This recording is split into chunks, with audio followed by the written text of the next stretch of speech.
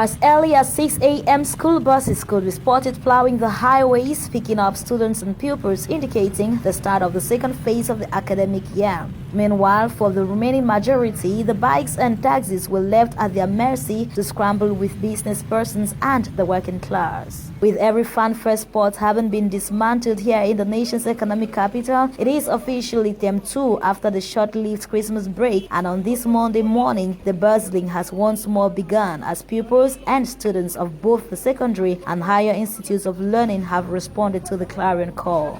On the streets, the beggars had also been positioned as a head-on traffic on the major roads, though controlled by the police on patrol, could still pose many pedestrians to drop some coins for the destitute.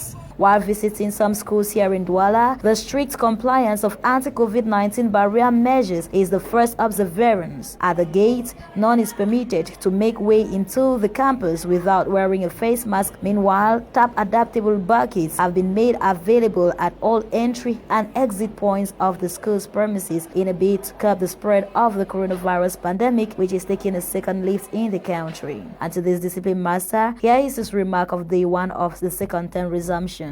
If you go around, you see that teachers came, all just were punctual, and in my opinion, I would say the back to school reopening is effective. With effective learning on the way to kickstart this term, for these students, it is coincidentally time for their sporting activities to take place. With barely a few absences, this student of the examination class expresses her determination to face the second term. In the holiday periods, we had some catch-up classes which went well, they were very effective, and we had the majority who participated during the classes. School resumption hasn't really been easy for some people, but thankfully, we had a good start. Like for today, we've had classes effectively from 7:30 till now. This is the second class. On their part, the Christmas break has, however, been short-lived, but not without an awareness on how to combat the COVID-19 pandemic still rocking the world. I feel very happy to be in school today, but I would love that holidays should continue. Though they say we can catch it and affect others, that means we should also protect ourselves and protect our parents, because if we get infected, that's the way we can also spread the disease to elders. In all, it can be concluded that the second term of the 2021 academic school year has successfully been launched here in the nation's economic capital, as the turnout was quite encouraging, as well as many from the restive Anglophone regions are embarking back for studies tonight. Screams and tears bear witness to their grief as these religious leaders pray for peace to return to Cameroon following the 4 years Anglophone crisis that has ravaged the northwest and southwest region, and on the other hand, the Boko Haram insurgency in the far north region. We call for peace, justice in our land, in the name of Jesus Christ. Just like the moderator of the PCC, Right Reverend Funky Samuel Foba, the Imam of the Boya Central Mosque, Muhammadu Abubakar, among other religious leaders present in their homilies, stressed on the need for every worshipper to be farmers of peace and justice by spreading and practicing peace. Worshippers were also enjoined to be prayerful at all times, despite the present difficulties plaguing the country. The very people who think they are freeing us, the very people who think they are protecting us, are the same people who are bringing hardship on us and want this to stop, and to stop this year. We know that if there is injustice and if people are not receiving what is their due, their rightful due, according to legalistic measures, we have other measures to arrive at those rights and at those values other than using the gun. We have come in public to speak and inform our children who are in the bushes that please, your message of frustration has reached whoever is supposed to hear. And to tell the government that if your child has cried, listen to him. While maintaining its apolitical stand with regards to the affairs of the country, these religious leaders equally reiterated on the need for transparency and accountability as good governing tools in a country. We're not politicians here, we must stand in the place of God and address the people to come out and face each other and say, what is our problem? Let us solve our problem. Let us talk about peace. Let us live peace. 2021 is that year that God is willing to heal our land. And we are calling for every other good citizen of this nation to cooperate so that we will not only experience peace, but through our nation, other nations, neighboring nations will also experience peace. For several hours, these worshippers made up of Baptists, Pentecostals, Muslims, faithful, and Presbyterians chanted songs of exaltation and prayed fervently to God for the return of peace in the nation Cameroon as they observe the International Peace Day. Glued to their television set were top administrative and judicial personnel of the littoral region as they listened keenly to the head of state's message on December 31, 2020 to Cameroonians. L'attention que nous avons dû porter à la situation sanitaire ne nous a pas empêché de nous consacrer aux autres tâches essentielles liées à la gestion de notre pays. It was at the residence of the littoral governor that top administrative and judicial personnel followed Mr. Biya's traditional end-of-year message to the nation. Reacting after the president's message was the governor of the littoral region, Samuel Ivaha Dibois, who applauded the head of state's effort towards the organization of regional elections, Cameroon hosting Chan 2020 competition, amongst others. What we were waiting for, the regional elections, and before that, the municipal and legislative one, and the presidential that have done. The head of state have made us to realize the Chan and Can competition that are coming in the 3 regions. With much optimism and hope, Member of Parliament who follow the head of state's message holds most of the resolutions of the major national dialogue, and many others have been implemented. Most of the promises, most of the decisions taken in this major national dialogue are right now implemented, which is a good thing. This actualization is going on. The special status in the Northwest and Southwest is implemented. The reconstruction of the Northwest and Southwest is on its way.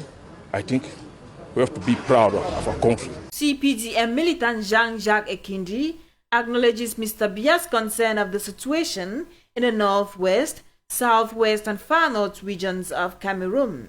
What I can say is that he looks really concerned, and he's radiant. If you look at him carefully, you see that really he has energy. He looks even younger, and I believe that he, as captain, he holds very firmly the bar of Cameroon, and this just gives us some confidence on what is going to come, because this year was a very bad year. For next year, we need more hope, and especially we need leaders able just to lead Cameroon where we have to go. President Paul Biya's traditional end-of-year message on December 31, 2020 focused on a general call on Cameroonians to keep respecting COVID-19 barrier measures, participate in the reconstruction and development of the Northwest, Southwest and Far North regions, while indicating that all those behind the murder of 7 children in Kumba last October 24 will be brought to book.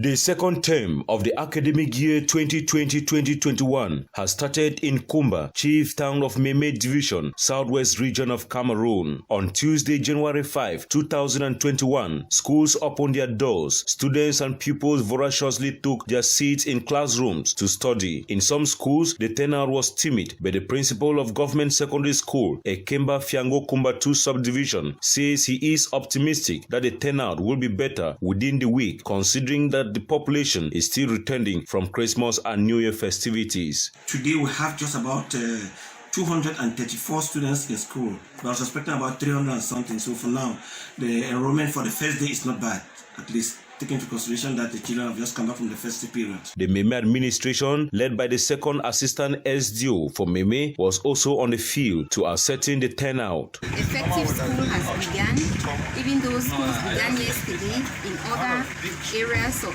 the counting, but school began effectively today because of the crisis we all have, and the turnout has really been marvelous. My Major Prime also gathered that some schools have been transformed into centers hosting more than one school due to security challenges in the northwest and southwest regions. This has also created the problem of limited classrooms in some complexes, but other schools recorded a poor turnout with classrooms hosting only a student or two. As for the teachers, the turnout was impressive as most of them were present in their stations ready to transform the lives of students and pupils. My Major Prime was much interested on how schools react to barrier measures against COVID-19. Some schools did not respect the measures as students sat in classrooms without face masks, while other schools sampled empty buckets in front of their classes. The shaking of hands was common amongst teachers in most of the institutions. In other schools, the COVID-19 barrier measures were highly respected. As far as this issue is concerned, we have done everything to respect the COVID-19 measures. We have disinfected the classrooms. We are trying to respect the number of students per class. Concerning security, surveillance cameras have been planted in most of the secondary schools in Kumba to track all activities in and around the campuses. As the Meme administration and the divisional delegate of secondary education move around the schools, Agim Abono insisted on the strict respect of COVID-19 barrier measures, discipline and hard work.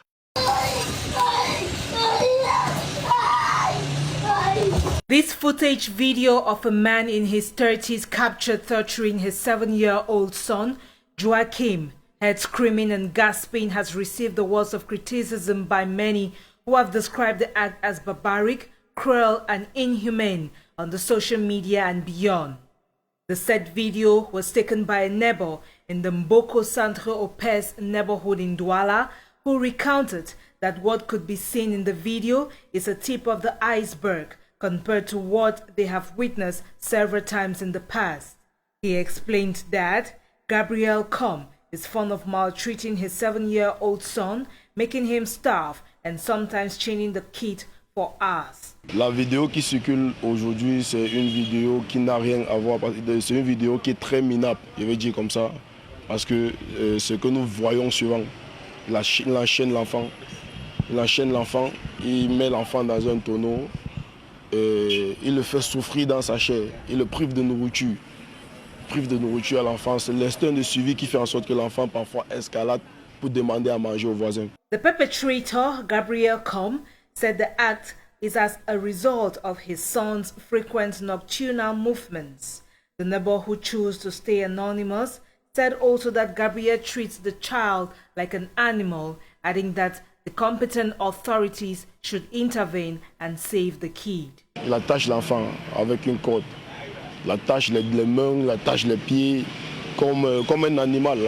Si les autorités compétentes peuvent écouter ce que nous sommes en train de dire et venir à l'aide, au secours de ces gamins, ça nous ferait vraiment plaisir. Concerning Joachim's education, the director of the school he attends, Elvis Fongweng, says his performance has dropped drastically. Il y a une baisse, il faut le dire, il y a une baisse au niveau de ses performances. Il faut même dire que la dernière évaluation qui permettait aux enfants d'aller en congé, il a été évalué.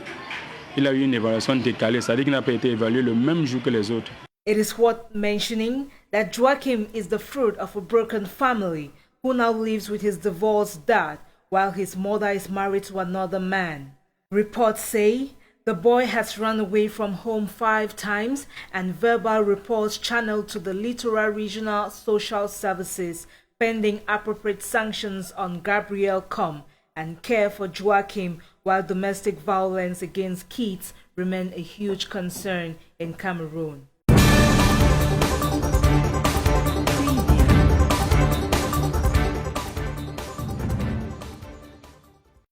The Kumba population in panic, circulation suspended, and the area beside the Kumba Central Police Station heavily militarized as an improvised explosive was discovered on Thursday morning at 7 a.m. by the owner of this newspaper kiosk, commonly called Press Center. The administration of Meme Division ordered for the bomb to be destroyed by the forces of law and order. After it was destroyed, a mobile phone was discovered attached to the device, locally fabricated. The Meme SDO Ntundong Chamberlain, who was at the scene, congratulated the forces of law and order for what he described as professionalism. In the quarters, some markets, shops, churches, they are there permanently to do their own job. That is why today, this is a testimony that they are there to secure the whole population. He also called on the population to collaborate with the forces of law and order to uncover all separatist activities in the division. I will continue to use this opportunity to advise the whole population to effectively collaborate, because security is not only for us, forces of law and order, but themselves. At press time, nobody claimed responsibility for the fabrication and planting of the explosive. Many people believe that the improvised device was planted by the armed separatists. Remember what happened in Bangui 2 days ago? It was through this kind of activity. But here in town, they tried their best. This is the second time an explosive device is uncovered in Kumba after one was discovered and destroyed at a petrol station located few meters from the Kumba Central Police Station. 8 new dialysis machines and other dialysis materials for the Bamenda Regional Hospital were received yesterday, January 6, 2020. At hand to receive the equipments were regional authorities of public health and administration at the regional hospital. It ends the imbroglio that has been existing between the regional delegate of public health Northwest, Kingsley Nso, and the director of the regional hospital, Dr. Same, over their press releases since the dialysis center in Bamenda went dysfunctional. The equipment promised the dialysis center of the regional hospital Bamenda after temporarily closed and patients transferred to other general and regional hospitals of the country because of acute breakdown of the machines in the dialysis center has been welcomed by dialysis patients. We have to give a special thanks to the director of the Bamenda Regional Hospital, who, I don't want to call him, was the whistleblower, but who made sure he did his job well in informing hierarchy on the right situation. And I want to thank the hierarchy, the whole commandment, for responding well, the minister to the head of state, because this is a special project of the head of state, for responding promptly to the appeal of the director. So to me, there's consistency in the line. The director signaled the situation, government has reacted, and we are very grateful. The management and administration of the hospital, while thanking all patients and carers for their collaboration, added the gesture by the head of state through the Ministry of Public Health received can cover the patients of the center for a period of 9 months. His Excellency the Minister of Public Health, and on behalf of all the staff who are working in the dialysis center, on behalf of all the patients who are benefiting from this service, we want to sincerely thank him for this wonderful gesture. It should be noted the Bamenda Regional Dialysis Center enrolls 55 patients with a given average of 120 sessions carried out a week and 180 in a month. Au moins 5 morts et 3 blessés, c'est le bilan d'une attaque des sécessionnistes contre le convoi du préfet de la Momo hier à 1h du matin dans la région du Nord-Ouest. Lourdement escorté par les militaires de la brigade d'infanterie motorisée, le dit convoi roulait en direction de Mbengui, distancié de plus de 30 km de Bamenda. Le véhicule de tête est tombé dans l'explosion de grosses bonbonnes de gaz, tuant ainsi 4 militaires et une civile, dont la responsable de la communication du préfet. Un deuxième est projeté dans un ravin, un autre immobilisé, tandis que le reste du convoi.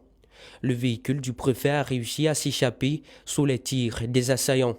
Je voudrais, au nom du chef de l'État du gouvernement, adresser leurs condoléances les plus attristées aux familles éplorées, réassurer l'ensemble des populations de la région du Nord-Est que la situation est globalement sous le contrôle des forces de sécurité et de défense. Cette attaque est survenue lorsque le préfet était en train de rentrer après avoir installé en journée 2 de ses soldats dans plusieurs localités. Par le biais de son porte-parole, dans un communiqué rendu public hier, sans réserve, le gouvernement dit condamner cette attaque. René Emmanuel Sadi affirme que les auteurs sont les sécessionnistes. En rappel, le 11 février 2018, un sous-préfet avait été enlevé dans le même département par les sécessionnistes alors qu'il partait pour présider les festivités marquant la fête nationale de la jeunesse. Il avait été assassiné quelques jours plus tard par les ravisseurs. Par ailleurs, pour le convoi ciblé dans l'embuscade de Momo, vers 3 heures du matin, les officiers de l'état-major se sont réunis pour organiser à l'aube une opération de sauvetage des survivants et de récupération des corps. Toutefois, sous la recommandation du chef de l'État, une enquête serait ouverte pour faire la lumière sur cet autre attentat. Congress has certified Joe Biden and Kamala Harris as the next president and vice president of the United States of America. The electoral votes were approved after both the Senate and the House of Representatives rejected objections to the votes in the states of Pennsylvania and Arizona. The normal procedural session of Congress was disrupted after armed supporters of President Trump stormed Capitol Hill building, forcing a lockdown. According to D.C. Police Chief Robert County, a woman was shot dead and 3 others also died from medical emergencies during the riot. They were confronted by plainclothes U.S. Capitol Police officers, at which time one Capitol Police officer discharged their service weapon, striking an adult female. She was transported to a local hospital where, after all life-saving efforts failed, she was pronounced deceased. Additionally, there were 3 other deaths reported today from the area around the Capitol grounds. 1 adult female and 2 adult males appear to have suffered from separate medical emergencies, which resulted in their deaths. President-elect Joe Biden urged Trump to call back his supporters. I call on President Trump to go on national television now to fulfill his oath and defend the Constitution and demand an end to this siege. Few minutes later, Donald Trump released a video calling on his violent supporters to go home, but repeated false claims the election was stolen. I know your pain. I know you're hurt. We had an election that was stolen from us. It was a landslide election, and everyone knows it, especially the other side. But you have to go home now. We have to have peace. We have to have law and order. We have to respect our great people in law and order. We don't want anybody hurt. It's a very tough period of time. There's never been a time like this where such a thing happened, where they could take it away from all of us, from me, from you, from our country. This was a fraudulent election, but we can't play into the hands of these people. We have to have peace. So go home. American politicians, including leaders around the world, have condemned the scenes perpetrated by Donald Trump's supporters at Capitol Hill.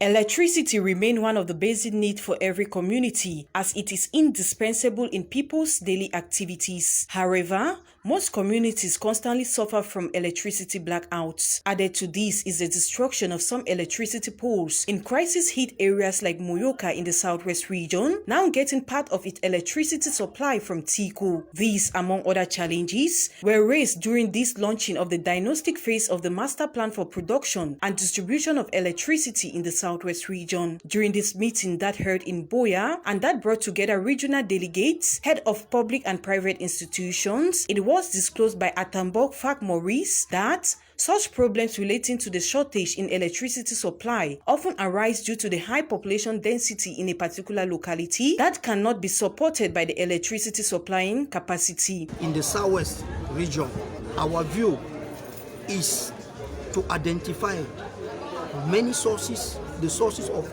production of the electricity, the capacity of the enterprise which they need, the grid who has been destroyed, the transformer who is overloaded, and then with all that matter plan, we can have a good view to repair or to go closer to Enyo to solve this problem in our region. Hence, through the rural electrification project for the region, drafted by the government, more field work will be carried out by experts to ensure a better supply and distribution of electricity in the region. On the field, they have as equipment GPS on to collect the geography data, because when we have the geography data, we go to install in the map. With all these elements, we can ensure we can store the correct master plan. We will gather us to solve the particular problem in the particular place. Presided at by the representative of the Southwest Governor, Mr. Ngabanye Daniel, he also called on the population to give the right information to the expert on the field in order to enable them come out with a good master plan for the region. It should be noted that the first phase of the diagnostic master plan is expected to last for 3 months. After walking on troubled waters, banana peelings and broken bottles, Gregorin Temoyok Mewano has finally been sworn in as Civil Status Registration Officer and City Mayor of Kumba on Thursday, the 7th of January 2021. Do hereby swear on my honor and pledge to conduct the affairs of the Council and serve the interests of all its inhabitants without discrimination or favoritism. The Kumba High Court was host to councillors of Kumba 1, 2 and 3 subdivisional councils, council workers, family members and friends. Elected mayor of the city in October 2020, Gregory Mewano outvoted Victor Ngokele, a long-time government delegate.